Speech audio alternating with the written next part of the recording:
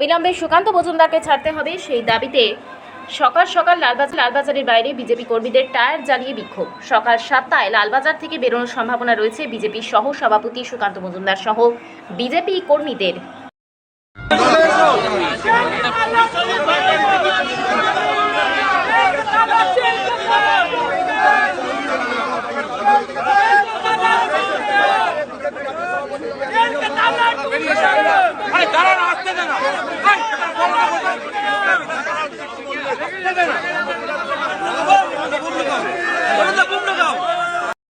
তার মধ্যে আমাদের রাজ্যের জেনারেল সেক্রেটারি জগন্নাথ চট্টোপাধ্যায়, আমাদের দুই জেলা উত্তর জেলার সভাপতি, উত্তর কলকাতার সভাপতি অনন্য ঘোষ, দক্ষিণ কলকাতার সভাপতি অনুপম ভট্টাচার্য সহ 32 জন কার্যকর্তা আমরা জামিন নেব না আন্দোলন অর্থাৎ জামিন প্রত্যাখ্যান আন্দোলন এই শুরু করলাম।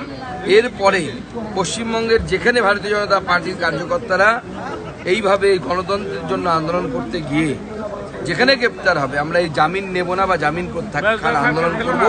আমরা দেখতে চাই যে পুলিশের বেশি ক্ষমতা না বিজেপি কার্যকর্তাদের ক্ষমতা, কত জেল আছে আমরা পশ্চিমবঙ্গ পুলিশের সেটা দেখতে চাই। কাছে তাদের আইনি কোনো জায়গাই ঠিক মতো ছিল না।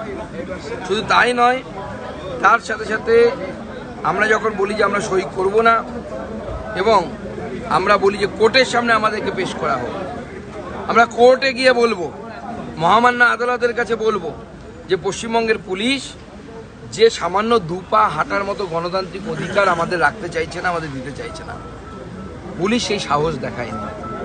পুলিশ বলেন যে না আমরা আপনাদেরকে কোর্টে নিয়ে যেতে পারবো না, আপনারা চলে যান। প্রশ্ন তাহলে পুলিশ আমাদেরকে নিয়ে এসে 4-5 ঘন্টা বসিয়ে রাখলো কেন? কোনো উত্তর পুলিশ আমাদেরকে দিতে পারে। পুলিশের বিভিন্ন অফিসাররা এসেছে, এমনকি এই সকালবেলাও তারা আমাদের কাছে বারবার এসে জিজ্ঞেস করছিলেন। ভোর 4টের সময় জিজ্ঞেস করেছেন। গোটা রাত আমরা বসে কাটিয়েছি বেঞ্চের উপরে, আপনারা নিশ্চয়ই ছবি পেয়েছেন। আমাদের বাইরে থেকে খাবার ঢোকানোর কথা ছিল, খাবার আমরা নিয়ে এসেছিলাম, সেই খাবার ঢুকতে দেওয়া হয়নি। জলের পর্যাপ্ত ব্যবস্থা ছিল না। ওষুধের জন্য আমাদেরকে আমাকে হয়তো করতে হয়নি, কিন্তু আমার কর্মীদেরকে ওষুধের জন্য কারো হাতে লেগেছে, তাকে ওষুধের জন্য অনেকক্ষণ তাদেরকে লড়াই করতে হচ্ছে, তারপরে ওষুধ পেয়েছে, তাও খাওয়ার ওষুধ পাইনি তারা। খাওয়ার ওষুধ তাদেরকে ভেতর থেকে নিতে হয়েছে। এই রকম পরিস্থিতি, এখানে একটি অগণতান্ত্রিক পরিবেশ এখানে অবস্থান করছে। কিন্তু মা বোনেদের উপর যে ধরনের অত্যাচার হচ্ছে, কসবার ঘটনা শুধু বিচ্ছিন্ন তো ঘটনা নয়, একের পর এক মহিলাদের উপর অত্যাচার সন্দেশখালী থেকে শুরু করে সব জায়গায় হচ্ছে। এবং তারপরে 8 মাসের ব্যবধানে 2টি শিক্ষা প্রতিষ্ঠানের মধ্যে ভেতরে এই ধরনের রেপ, এবং একটিতে মার্ডার আর একটিতে রেপ বা গণধর্ষণের মতো ঘটনা ঘটল। কোথায় প্রশাসন?